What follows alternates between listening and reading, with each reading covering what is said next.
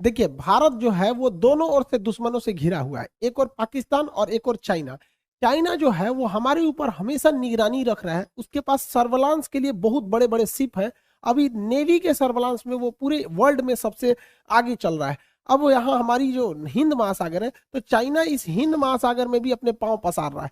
अब चाइना के पास भी बैलिस्टिक मिसाइल है, पाकिस्तान के पास भी है।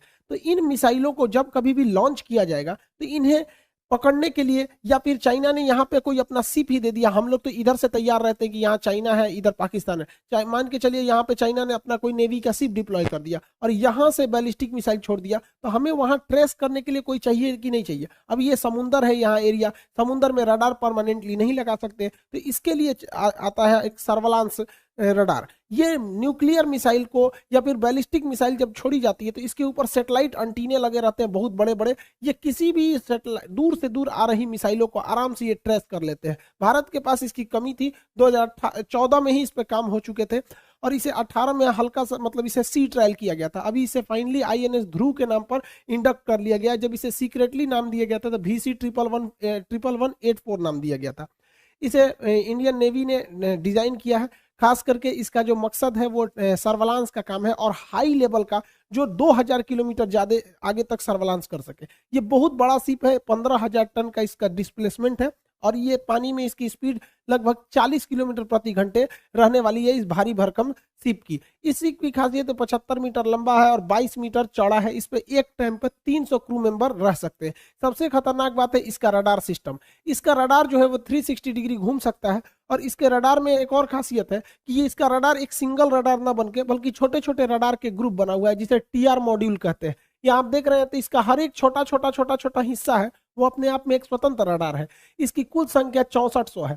तो 6400 TR मॉड्यूल है, वो 6400 वेव छोड़ेंगे। इससे फायदा ये होता है कि मल्टीपल टारगेट पे हम लोग फोकस कर सकते हैं। जैसे मान के चलिए यहाँ से 2 टारगेट आ रहा है तो 6400 में से मान के चलिए 100 ठो TR मॉड्यूल डायरेक्ट इस पर फोकस रखेगा, 100 ठो इस पर फोकस रखेगा, तो बाकी सब तो बचे रहेंगे ना, कुछ इस पे रख लेगा, कुछ इस पे रख लेगा।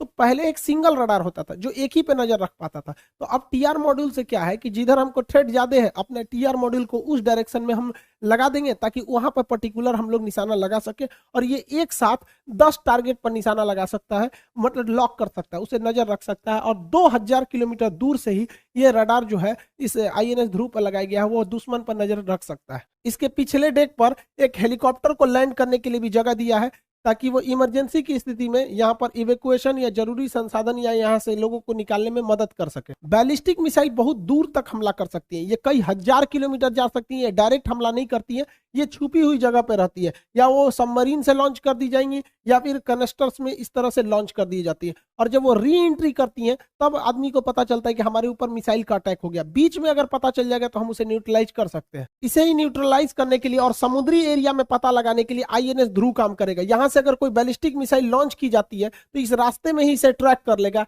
कि ये किस स्पीड से जा रहा है और कहां तक ये जा सकता है और फर्दर इंफॉर्मेशन भेज देगा वो अपने दूसरे शिप पर या वहां जहां हमारा एयर डिफेंस लगा हुआ है, और वो एयर डिफेंस इसे बीच रास्ते में ही न्यूट्रलाइज कर देगा। भारत बहुत ही तेजी से अपना रक्षा क्षेत्र में कदम बढ़ा रहा है। इसी को देखे होंगे तो भारत का जो डिफेंस बजट था इस बार, तो उसमें हम लोगों ने अपने डिफेंस इंपोर्ट में जो आयात करते हैं उसमें लगभग 33% की गिरावट देखे है।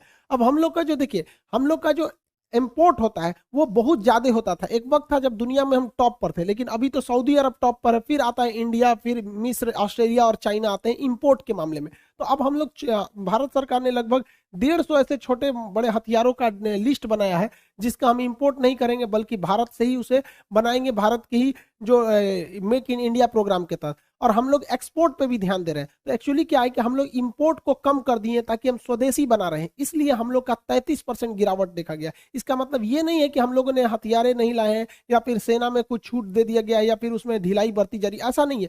हम उसे बना रहे हैं। तो जब हम मेक इन इंडिया करेंगे तो इंपोर्ट घटेगा ही। ये अच्छी बात है कि हमारे यहाँ घट रहा है और इंपोर्ट घट रहा है और एक्सपोर्ट बढ़ रहा है, लेकिन बहुत संतोषजनक एक्सपोर्ट नहीं देखा जा रहा है सेना के सेक्टर में। डिफेंस में सबसे ज्यादा यूएस का वर्चस्व 37%, लगभग पूरी दुनिया का एक्सपोर्ट अकेले यूएसए कर देता है। 17% रूस करता है, 8% फ्रांस, चाइना का नंबर चौथे नंबर पर 5.2% पे, इंडिया 0.2% है। हालांकि इंडिया का बहुत पीछे है। और आज की जो लड़ाई होगी वो मेनली मिसाइलों और क्रूज मिसाइल और इस पे डिपेंड करेगी ड्रोन पर। ड्रोन के टेक्नोलॉजी में भारत बहुत ही पीछे है, हालांकि क्रूज मिसाइल के टेक्नोलॉजी में भारत बहुत आगे है। आपको बताए भी थे, हम लोगों ने फिलीपींस को एक्सपोर्ट करना चालू भी कर दिया है। भारत अभी मुख्य रूप से बड़े जो एडवांस लेवल के चीजें हैं उन्हीं का आयात कर रहा है, जैसे में राफाल हो गया, S-400 हो गया, चिनूक हेलीकॉप्टर हो गए, इस तरह के कुछ हल्के हेविटजर ये सब हो गए, एयर डिफेंस, इसी सब चीजों का भारत आयात कर रहा है, जिसकी टेक्नोलॉजी भारत के पास अभी उतनी अच्छी नहीं है और उसकी सख्त जरूरत है। जबकि अगर देखेंगे भारत को निर्यात करने के लिए तो भारत ने बहुत सारे छोटे छोटे देशों को निर्यात करना चालू कर दिया है, चाहे वो अफ्रीका के देश हो, हमारे पड़ोसी देश हो, उन लोग को निर्यात करना चालू कर दिया। चाहे वो अभी देखेंगे मेक इन इंडिया के तहत ही हम लोगों ने अपना हेलीकॉप्टर, अपना तेजस जहाज, फिर एयरक्राफ्ट कैरियर तक बना दिए। तो इन सब छोटे छोटे हथियारों को भारत बहुत ज्यादा एक्सपोर्ट कर रहा है, इससे भारत में रोजगार भी बढ़ेगा और भारत को एक्सपोर्ट भी बनेगा। देखिए ऐसा नहीं है कि एक मेन रोजगार के लिए, जितना हथियार हम बनाएंगे ना तो उसके बाद हमें उससे कुछ सीख मिलेगी, तो हमारी टेक्नोलॉजी खुद एडवांस होगी। अब हम बनाएंगे ही नहीं, सोचेंगे कि एक ही बार हम राफेल बनाएंगे, तो ऐसा नहीं है। देखिए हम जब दीवार पे कांटी ठोकते हैं तो एक बार हथौड़ी मारते हैं तो कांटी नहीं जाता है, लगभग 8-10 बार मारना पड़ता है। तो इसका मतलब ये नहीं कि जो पहली दूसरी तीसरी बार आप हथौड़ी मारे थे उसका कोई वैल्यू नहीं है, उसका भी बराबर वैल्यू है उसमें यहाँ पे, लेकिन फाइनली सफलता अंतिम में मिलती है। तो फ्रांस ने जो राफेल बना लिया है, फर्स्ट टाइम में राफेल नहीं बना लिया था, उसकी भी बहुत सारी टेक्नोलॉजी फेल हुई थी।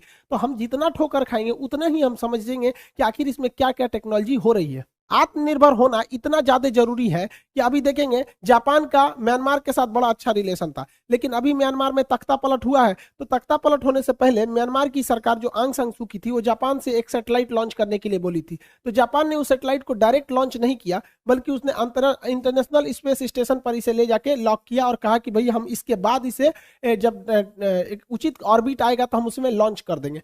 तब तक इधर तख्ता पलट हो गया, तो जापान ने कह दिया कि भैया ये तो सेना से हमारा समझौता ही नहीं था, हमारा तो डेमोक्रेटिक गवर्नमेंट से समझौता था। तो जब सरकार आएगी तो हम ये सैटेलाइट लॉन्च करेंगे। अभी उसको यहीं पे बांध के रखा है, खूंटा में जैसे भैंस बांधा जाता है, सैटेलाइट बांध के रख ले। तो हम लोग तो अंतरिक्ष के मामले में आत्मनिर्भर है। तो ये बहुत भारत के लिए भी अच्छा है कि भाई भारत बहुत ज्यादा सैटेलाइट को भी इजीली लॉन्च कर सकता है। तो आप देख सकते हैं कितना ज्यादा जरूरत होती है आत्मनिर्भर बनने की, वरना युद्ध या विकट परिस्थिति के समय में कोई भी देश मना कर देगा। जैसे मान के चलिए हमारा फ्रांस से अगर रिलेशन खराब हो जाता है तो क्या वो राफाल का पार्ट पुर्जा देगा? उसमें कोई सेंसर, रडार कुछ भी बिगड़ गया नहीं देता है।